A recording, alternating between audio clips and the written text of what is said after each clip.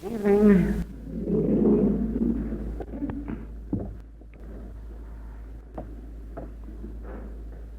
I won't make any answering speeches to Mr. Spencer's words of welcome.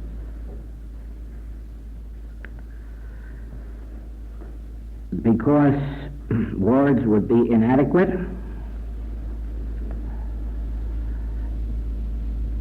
And more than this,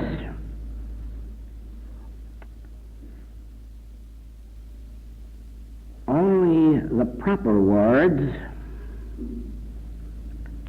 would tell the true story. First of all, our being here together in Manchester, England, for a closed class is a proof of several of the basic principles of the infinite way. First of all, the infinite way is based on the premise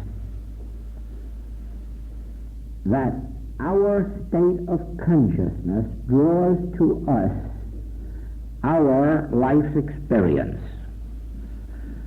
Now, this is a very hard saying. It means that whatever of good has come into your life, you are responsible for. Nobody gave it to you on a silver platter, and nobody could have given it to you separate and apart from your own consciousness having drawn it to you. That part of it sounds very good, but this next part doesn't. Whatever of discord and inharmony you have experienced in life, you have created for yourself. Nobody has done it to you, and nothing has done it to you but you, or me, as the case may be. This doesn't seem true when you go back over your life and say, oh no, it was my parents' situation that did this to me, and it was my cousin's betrayal that did this to me, and my partner's failure that did this to me, or my husband's lack that did this to me, or my wife's failure that did this to me. But none of that is true. Our state of consciousness drew to us the experience that we were having or are having. That does not imply that there is any guilt on your shoulder for wrongdoing or wrong thinking. That tells only that whether or not you knew the truth or were ignorant of the truth determined the outcome. In other words, ye shall know the truth, and the truth shall make you free. But if you do not know the truth, you will be in bondage. And so your only fault was you did not know the truth, and you were not responsible for that. Because unless you had been taught the truth from birth, it was inevitable that sin, disease, lack, limitation, or death must touch you at certain periods of your life. And the only way in which you could have avoided it would have been to know the truth. Now, the truth wasn't always available to you, because we were born into ignorance.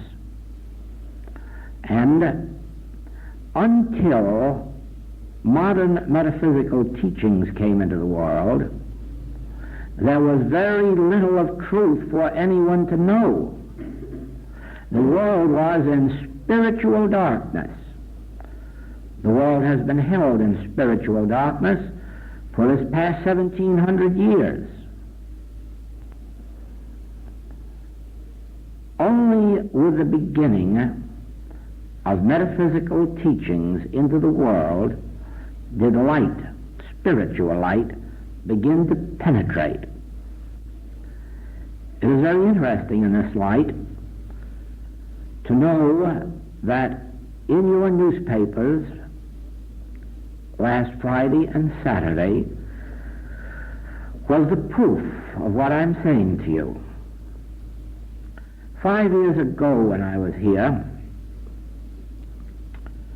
the Church of England formed a committee to examine into the subject of spiritual healing.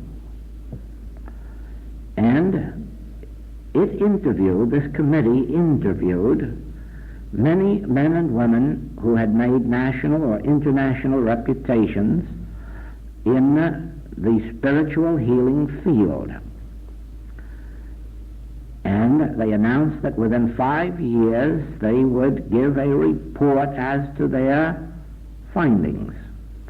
And this report they released last Friday. It was reported in the London newspapers in full. And one of the startling things that it said was this: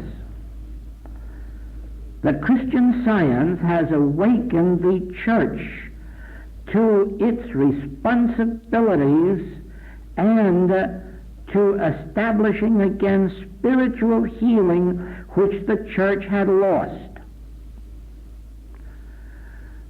I wonder if they knew what an indictment that was of the church and what a compliment it was to Christian Science to give it credit for having awakened the church to its lost duties and its responsibilities. It went further and said that Christian Science embraced many wonderful doctrines that all Christians could accept.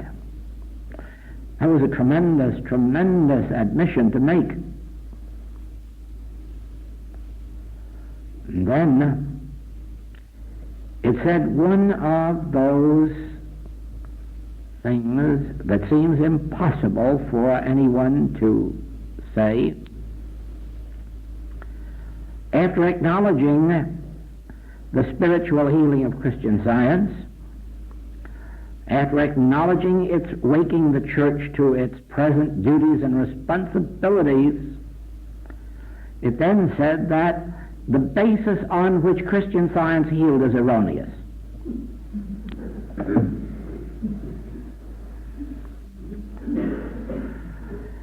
Well, it speaks for itself that if Christian Science heals, it can't be healing on error.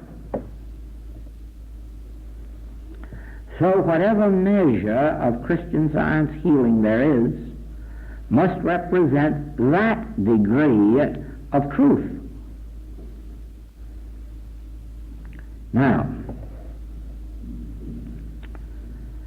if prior to Christian Science, if we experience sin, disease, or death, you can see that it was not your fault or mine, that it was because we were in ignorance of the truth that would have resulted in our being healed.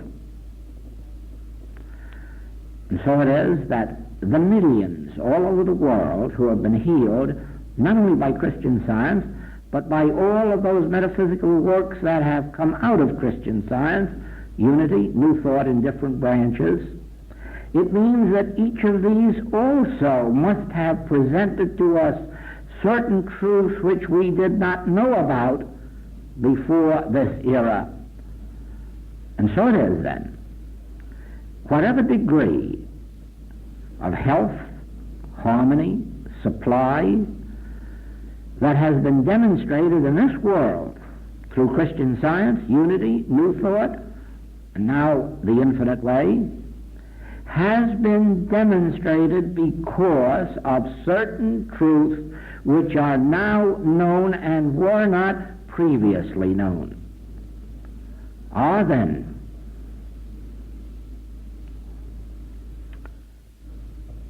this means that Jesus, the Christ, spoke truly when he said, "Ye shall know the truth, and the truth shall make you free. And the Hebrew prophet who said, where the Spirit of the Lord is, there is liberty, spoke truly. And so we come now to the principle. The principle is not that you must look to a God for your good any more than you must look to man whose breath is in his nostril, but you must know the truth. This brings it down to you and to me. This puts the responsibility on your shoulder and on mine.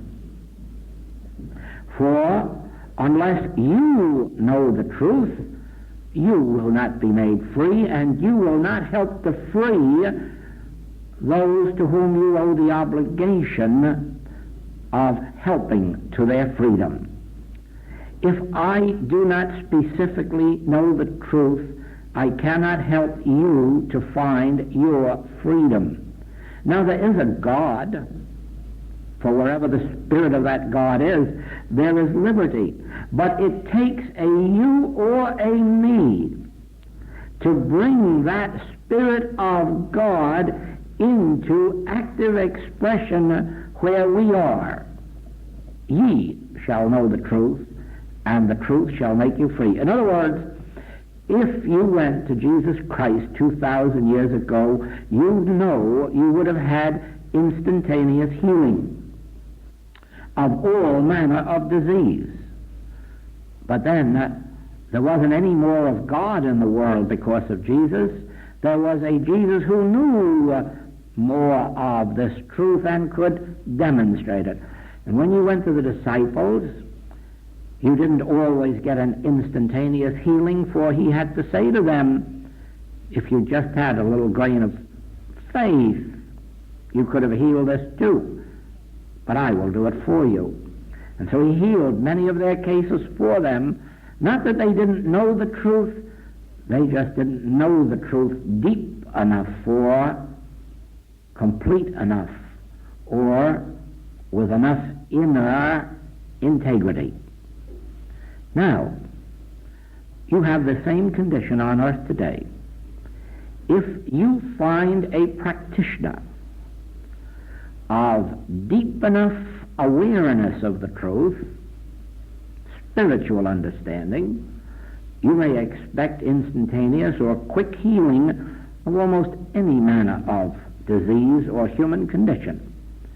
Where you find practitioners not at that top level of awareness, you still will have healings and even miracle works.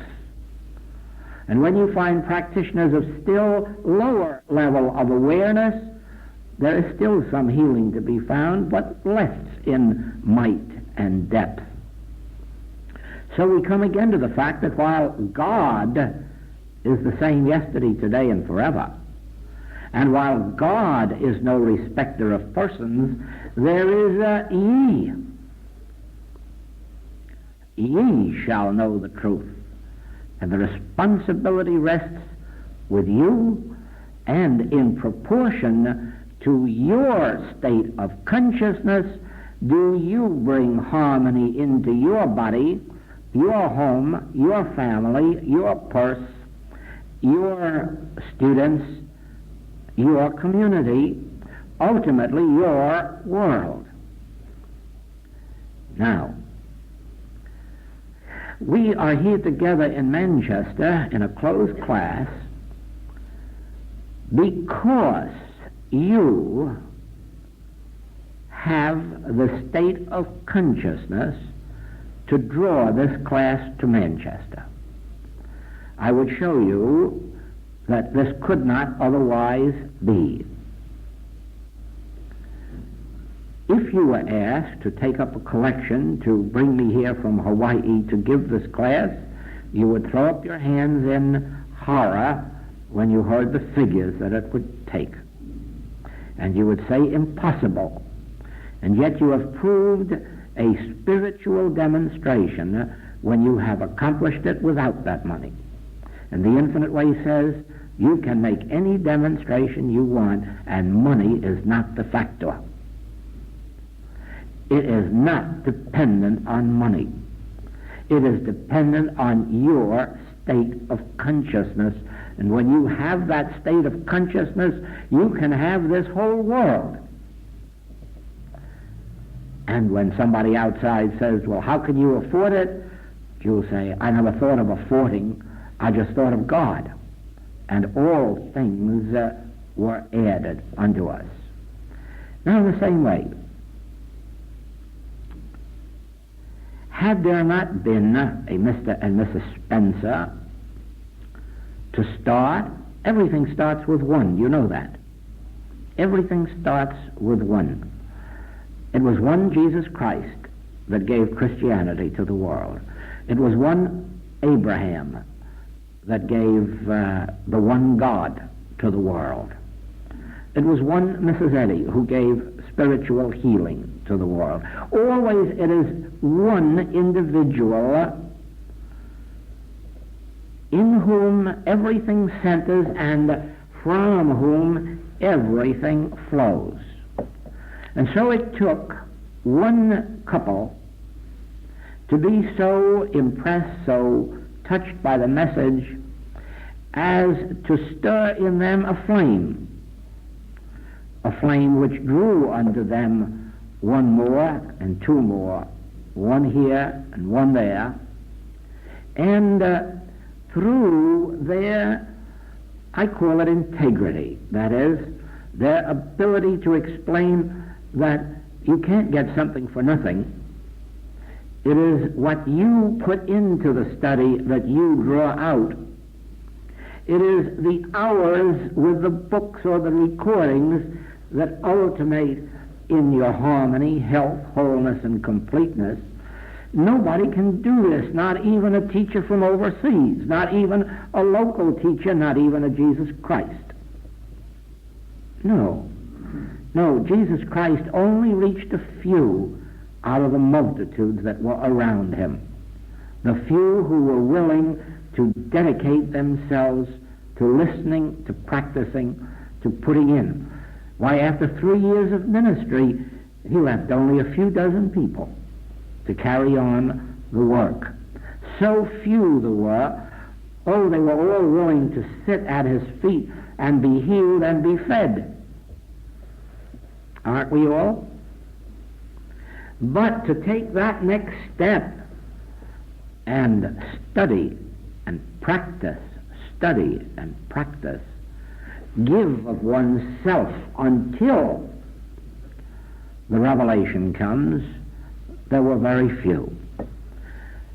So it has been that you represent those who have given the hours to the writings, to the recordings, have given the dedication of yourselves to this work. For I know that many who would like to have been here are not here tonight because they did not participate to the extent of preparing themselves for the message and so have not been accepted. You then, your consciousness drew to you this experience for whatever benefit it may prove to be to you in the end. You did it, not I, and not the Spencers. They drew to themselves, their light drew you, but what you did, that determined your presence here. And what you do from here on in will not be to my glory or to theirs. It will be to yours. And whatever you do not accomplish will not be my fault or theirs. Whatever Christianity has failed to do is not the responsibility of Jesus Christ. He gave us the principles, and what have we done with them for 2,000 years?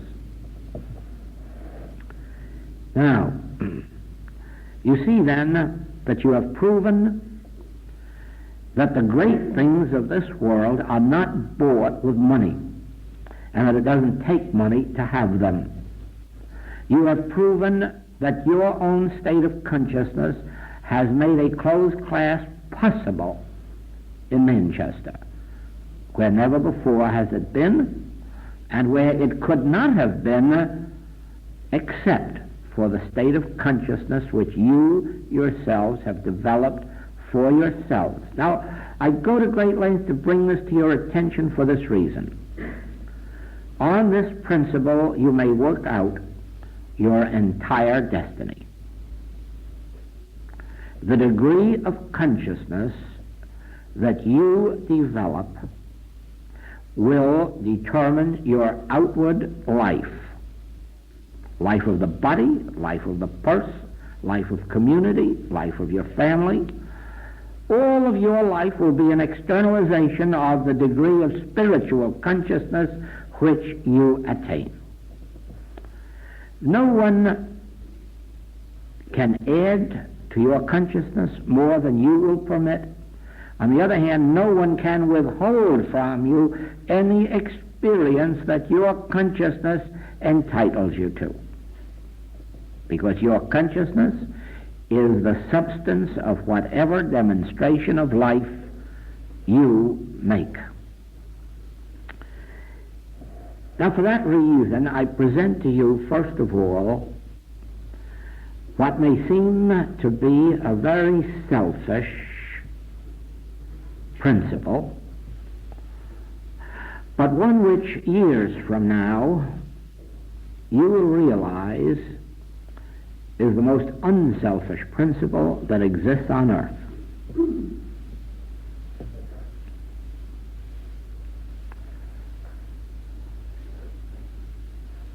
Give up all thought of benefiting or helping the world. Give up all thought of healing or teaching truth. Give up all thought of blessing mankind. Sounds very selfish, doesn't it? But the Master says to his disciples, "Ye are the light of the world." And of course, a light cannot be hid. Until you are that light, you have nothing to give the world, and you have nothing to benefit the world with. You have only a do-gooder complex, but nothing to back it up with.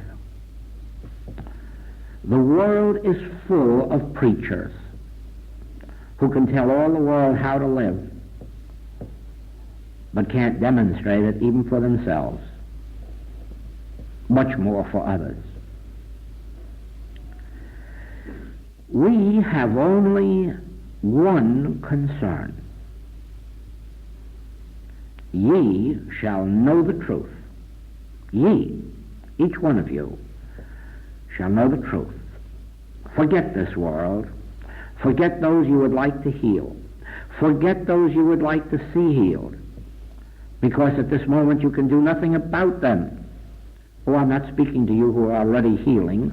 I'm speaking now to the class as a class. First, learn the truth, practice the truth, demonstrate the truth, until you are the very light of truth. Then let the world come to you and seek you out. Don't you seek it out. You will end up in trouble. More of this world would crucify the Christ today than ever wanted to crucify it 2,000 years ago. Our function is, as you have witnessed in this room, to share this truth with those who seek it, who want it, who have earned it, who are willing to pay the price. What is the price? The Master said, "Sell all that you have for this pearl. Leave your mother and your father and your sister and your brother, if necessary, for the sake of this truth. Dedicate yourself, give yourself, spend unto your last farthing, until you have become the very embodiment of truth, until you have it, until you are it, until it possesses you, until you can say, I live, yet not I, Christ liveth my life. And then as you come into that awareness, you will find that someone will come to you and say, I don't know why it is, but I feel so comfortable when I'm in your presence. Can I tell you my woes? And you'll say yes. And outwardly you'll be all attention, and inwardly you'll be saying, thank God, I don't believe it. And just by not believing it, your friend will be benefited. By your not believing it, they will be benefited. You see, error perpetuates itself until it hits up against one state of consciousness that doesn't accept it, and then it dies. It's like an epidemic. If you have a flu epidemic, it goes from one person to another person to another person to another person, and then it hits up against one metaphysical person, and then the epidemic drops dead. The moment it reaches one consciousness that doesn't accept it, it's done for. It's that way with gossip. It's that way with rumor. It's that way with scandal. It travels like this until it hits up to one individual who says nonsense. And then it comes to an end. It stops. It dies. So you will find that one by one, people will come to you. And some will ask you to pray for them, and others will say, heal me. And others will say, I'm comforted by being with you. Others will merely say, won't you pray for me? But you will now begin to find that you are a light and that you are a blessing. And when you begin to discover that, be even more silent than before. Keep it bottled up within yourself, because anything in your life that's sacred is secret. You don't go around telling the sacred things in your experience. Those are the little things you keep within yourself. And when you begin to commune with God, that is when your deepest sense of secrecy must come to the fore. And you see why. If I could tell you many of my experiences with God, there are probably one half of you in this room right now that couldn't possibly believe me. And why should you? For if you haven't experienced it yourself, how do you know that it's even possible? And so you see, when you have a spiritual experience and tell it to someone who hasn't had the experience, they must say, well, you're crazy. It couldn't happen. And therefore, your inner communings, the inner light that comes to you, the revelations that come to you, they are to be kept secret between you and God. And you merely give the benefit of those to the outside world, but not by divulging what has happened within you, but by your comforting words. You will see how that works out. But I am saying this to you. At this moment, dedicate your life to the search for the Holy Grail.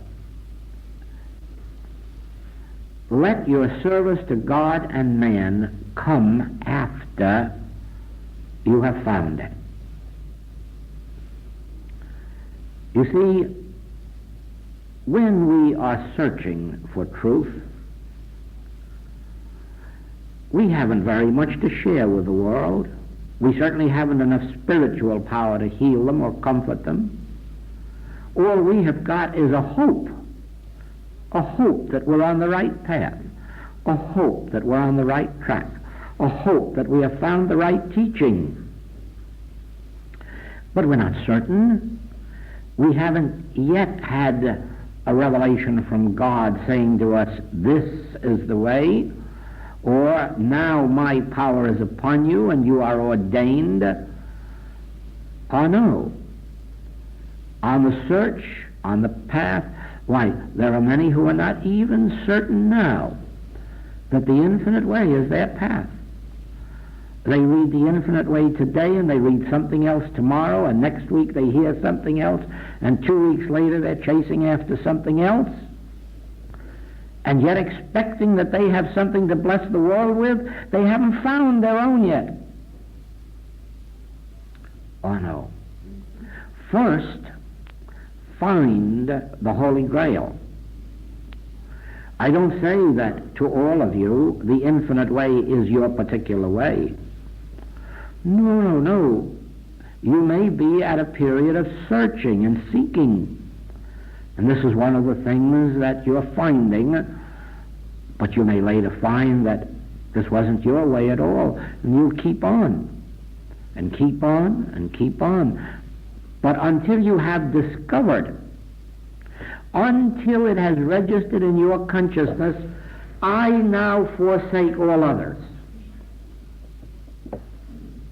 Now I am wedded. This is my way, I walk in it.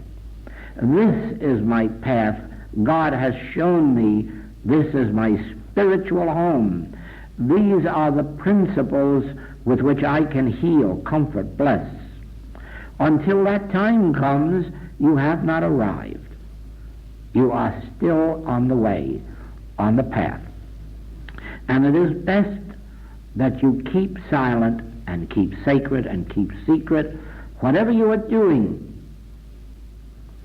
Then, when one of these days something inside of you says, as we read in the last chapter of The Infinite Way, the New Jerusalem, I am home in thee. You know, when that passage, when that verse came to me in 1937, I knew that my searching was over. I knew that my wondering was over. I knew that all uncertainty was past. Now it had been revealed to me, I am home in thee. I have found New Jerusalem. I have found my spiritual home, and I have never wavered one single second from the principles that were then revealed to me. That is why in my original manuscript, The Letters, you will find how these principles began to unfold and be written down, and from that day to this, there have been new ways of presenting these principles, but there has never been a deviation. Sometimes people say, Joel is growing.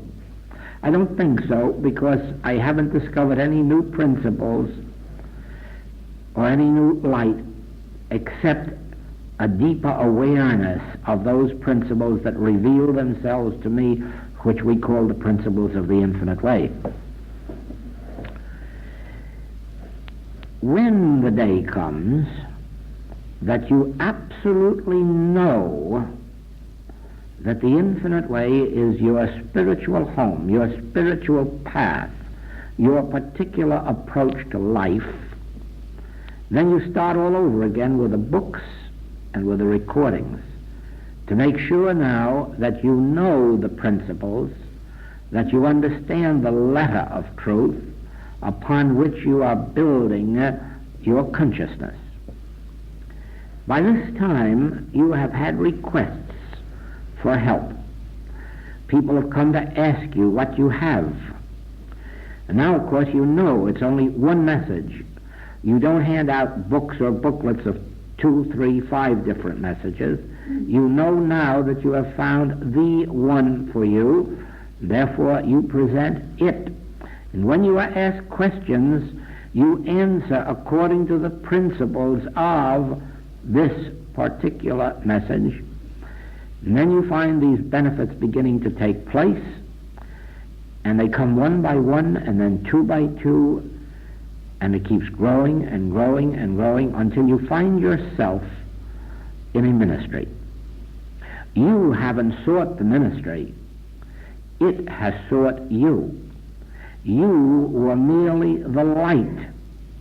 And the world beheld that light, or some little part of it, and it found its way to you. You see what I mean in our experience tonight? Even though I have come 10,000 miles from Hawaii, I come to speak to only 50 students. Could we not have advertised in the papers and had 150 students? Yes, but I wasn't sent to 150 students. I was sent to 50 students who sought me. I could go out seeking more. But no, I sit here and respond only to those who have found me. Is that clear to you? Is it clear to you that that is my way of working all over this world? This year we have been to Australia, to New Zealand, to Fiji, all across from Canada from California to New York, across the entire continent, and now London, and now Manchester, and nowhere advertised, and nowhere sought audiences. But in every case where I was invited, I accepted and responded. Do you follow that? That is the way of the infinite way. We do not go out to the world. And why? Because the world would not understand. Only those understand who have been given the grace of God to be led to this way. That is why Jesus was angry one day when the crowds, the multitudes, followed him across the sea. He had fed them yesterday. Now today, here come the multitudes again, wanting food. Well, he said, I fed you yesterday. Now you come looking for loaves and fishes. You're not seeking the principle that I've come to give you. You're seeking only the benefits of that principle. Well, we could have multitudes that way too. There are thousands of people in every city who would love to come and have the fruits of the Spirit, but then they wouldn't like to eat of my body and drink of my blood. They wouldn't like to part with their last pearl. They wouldn't like to leave mother, brother, sister, father for my sake. No, but then they will benefit by those who would. But they can't. They can't even if they receive temporary physical, mental, moral, financial healings. In the end, they're in the same plight they were before. You are only benefited by the degree of your spiritual unfoldment. Yes, in a measure, if I be lifted up, can draw all men to my state of consciousness, and I can bring unto you healings. But what about you next week? Unless you yourself have come up into some awareness of what the principle is and how to live it. Do you not see that that is one of the faults with all of our healing work, when the student does not follow along to learn the principle? They do get some measure of healing, but next week, next month, next year, they are in a sad way again. Whereas if they were making the effort as you are making it, not merely to be healed and benefited, but at the same time to have your consciousness opened and expanded, then you would find that at every forward step, greater harmonies would come into your experience. And so in the message of the infinite way, it would seem as if selfishness is our first point, because we ignore the world. I might say to you that in my first 13 years of study, I never once thought of being a practitioner. I never once thought of healing anybody. I never once thought of serving God or mankind. The thought never entered my mind. I had only one hunger, and that was to find truth. And I wasn't thinking of the world, and I wasn't thinking of God, and I wasn't thinking of any man on the earth. I was thinking purely of me. What is truth? Can truth be known? Can I ever find release from these inharmonies and discords of material living? And then, in that 13th year, when my first spiritual experience took place, I still had no thought of serving, but friends came to me and said, "Will you pray for me? Will you heal me?" And so gradually I was forced out of the business world into the healing ministry. And then for 16 years I healed without teaching, with the exception of perhaps a half a dozen who came to me for that purpose and who I felt I could help. I did no teaching, no writing, no lecturing. My only writings were my weekly letters. No books, no lectures, no classes. For 16 years, I sat and demonstrated that these principles will heal.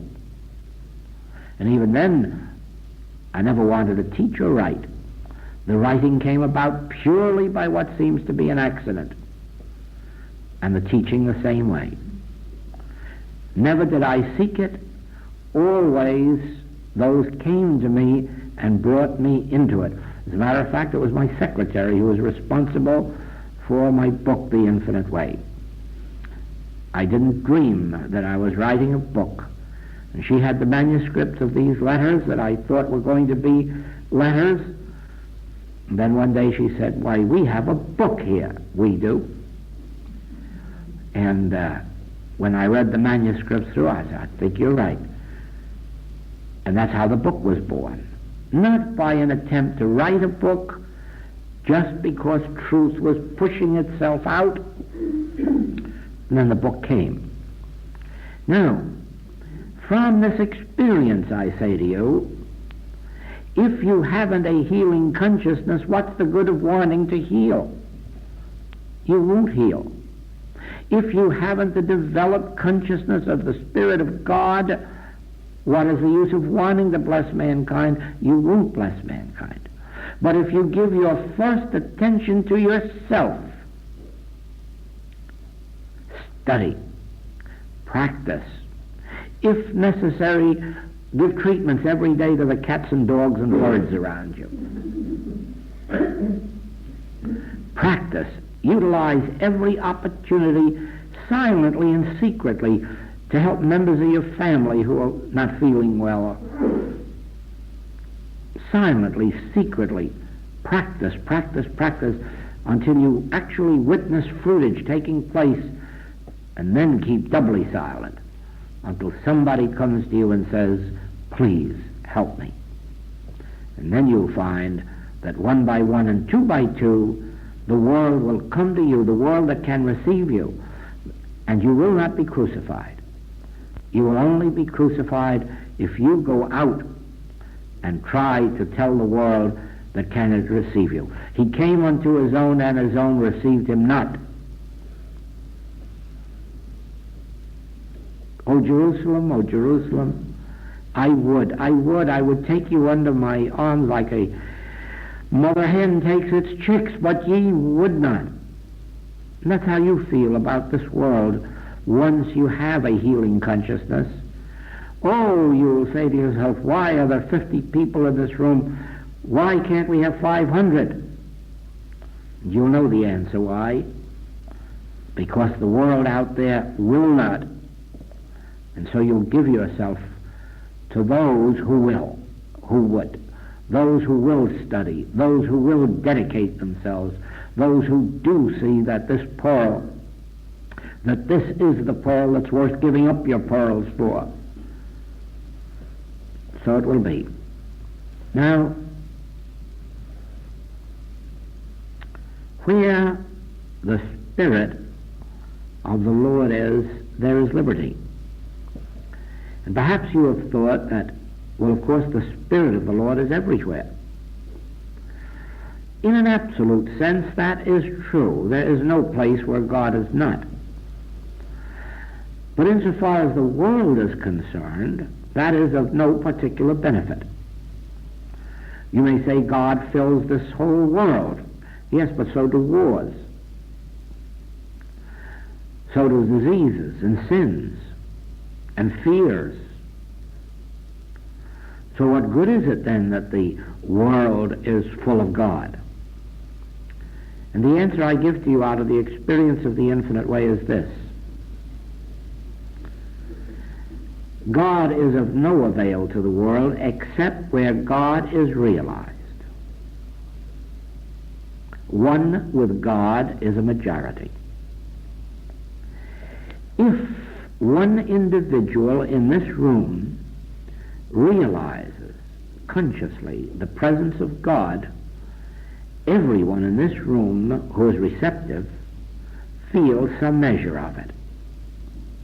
If 2 or 3 or 4 of us in this room realize the presence of God, the power will be so powerful that all of us will be lifted up.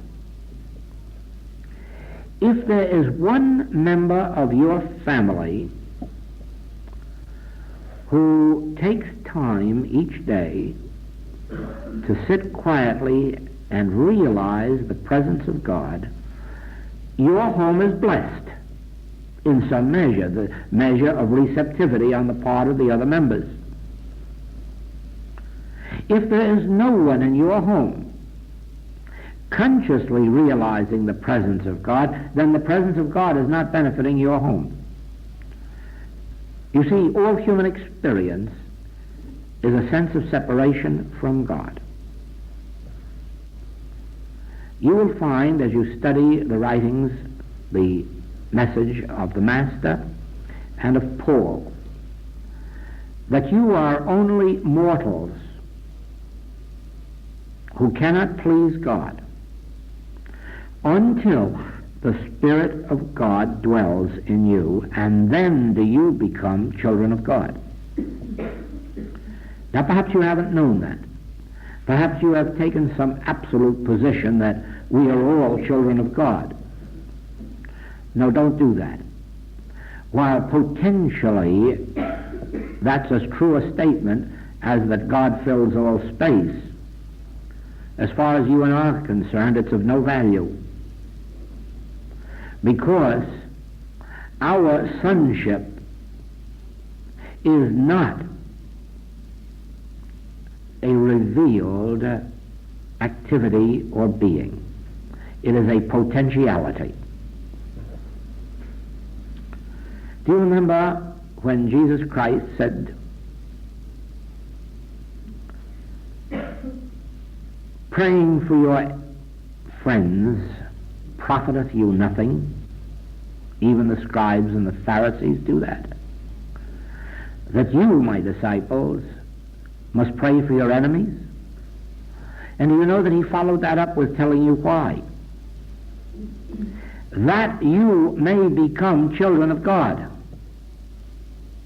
You weren't children of God when you were praying for your families and your friends. You were just mortals selfishly wanting to channel God into your particular places. You became children of God when you opened your consciousness and said, "I must love my neighbor as myself, but my neighbor may be an enemy, and I still must love my neighbor." That's when you became a child of God. When you said, "I must love my neighbor as myself, whether my neighbor is a friend or an enemy. Whether my neighbor is friend or foe, black or white, rich or poor, up or down." That is when you became a child of God, heir of God, joint heir to all the heavenly riches. Do you not see that the world is suffering while it goes to church by the millions to pray for its friends and allies? And do you not see that you, as spiritual students, Why, you would take the case if Mr. Hitler asked you for help, or Mr. Stalin asked you, or whoever it is that represents your worst enemy. If they were to cable you and say, I need immediate help, you would give it. How could you do that? Because you are no longer a mortal bound to loves and hates. To you, all men have become equal. Saints and sinners, just as with God, whose rain falls on the just and the unjust. Do you not see that we have lost the mission of Jesus Christ because we hold sinners in condemnation and he did not? Neither do I condemn thee, go and sin no more. To the thief on the cross, I will take you into paradise with me this night. Judge not, that ye be not judged. No, this world is not made up of children of God. This world is made up of selfish humans, some of whom are willing to pray for their friends, some of whom are willing to pray for anybody as long as they're good according to their standards of goodness. But the children of God, they wipe out all barriers. And they say, heaven forbid that I should hold any man in judgment, criticism, condemnation, when I know that God himself sends his rain on the just and on the unjust. And the Master was sent here to say that God has more pleasure in one sinner redeemed, one black sheep found, one lost sheep found, than all the others. So, when you speak of the presence of God, remember this, that in an absolute sense it's right. The presence of God is in every hospital, every insane asylum, every battlefield.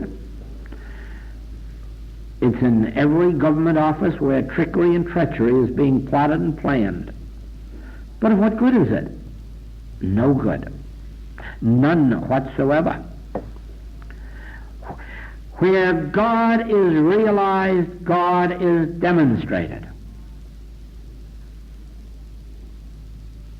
If you are called upon for help, and you sit quietly, patiently, and wait for the Spirit of the Lord God to be upon you consciously, so that you can say, oh, I feel it. Oh, now I have the assurance of it. Your patient, your friend, your student is healed, or relieved, or helped.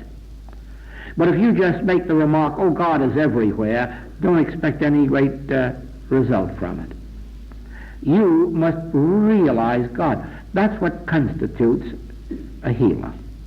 One who has the conscious recognition and realization of God's presence, not merely one who with his brain or mind declares God is omnipresent.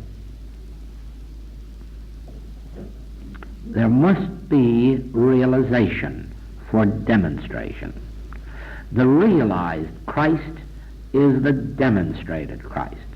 The unrealized Christ is the undemonstrated Christ. Christ is whether we demonstrate it or whether we don't. But it's of no use to you or to me. When you ask for help, someone has to realize Christ. Someone has to feel the presence, the assurance of God's presence. And in order to attain that, they must be, in some measure, living this life. They must have given up within themselves ambition for personal wealth or personal popularity or personal fame or personal greatness in any way. They must have so given up themselves that they can be an instrument through which the Spirit can operate. Also, they must have so given up their comfort, or the world's type of comfort, that they seek only the hours and hours and hours of meditation in which that Spirit of God may be realized and continuously maintained, because if it isn't maintained, it's soon lost. The mesmerism of the world is such that even if you do realize the presence of God tomorrow, you haven't got it the next day, unless you go back again. So it is. In order to be an instrument for healing, you must come to understand the nature of God and the nature of prayer. Those are the two essentials. The reason it is of utmost importance to know the nature of God is this. If you do not know the nature of God, you will not know how to pray. Now,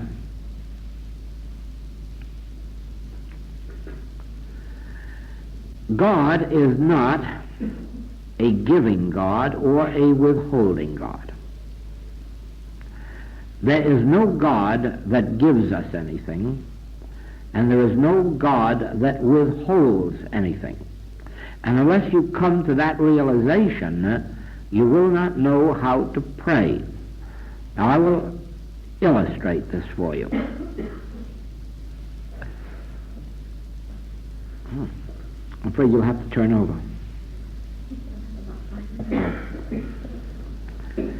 You see,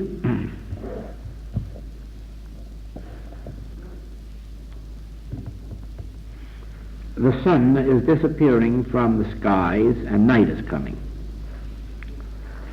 And if we are patient enough, morning will come and the sun will return. Daylight will come. At this very moment, the tides are going out or the tides are coming in. If they're coming in, we need only be patient and they'll go out. If they're going out, we need only be patient, they'll come in. If we want fish, we will go to the sea. If we want birds, we will go to the air. If we want gold or oil, we'll go into the ground. Who ordained all this? There must be a creative principle responsible for this universe and all of the laws that are governing it. More than this, there must be a maintaining principle, keeping it in operation through all these thousands of years. And now the remarkable thing is this. No one has to pray about it. No one has to pray for daylight to come tomorrow or dark to come tonight. No one has to pray for the sun to come up or the moon to come up. No one has to pray for the stars to come out. No one has to pray for the tides. No one has to pray that there be fish in the sea or birds in the air. No one has to pray that there be gold in the earth or oil. No one has to pray that there be crops in the ground. Isn't that a miracle? That God does all of this without our help? Seems almost impossible sometimes, doesn't it? That God can run a whole universe like this without us sitting around praying, telling him what to do and when, and sometimes how much. Do you not see that God is, whether or not man does anything about it? Do you not see that the functions of God take place whether or not man prays, or whether or not man is good or bad? Do you not see that crops are growing in the bad countries as well as the good countries, if there are any good countries? Do you not see that this world is a God-governed world without any help at all from man? Yes, I think you'd better turn over and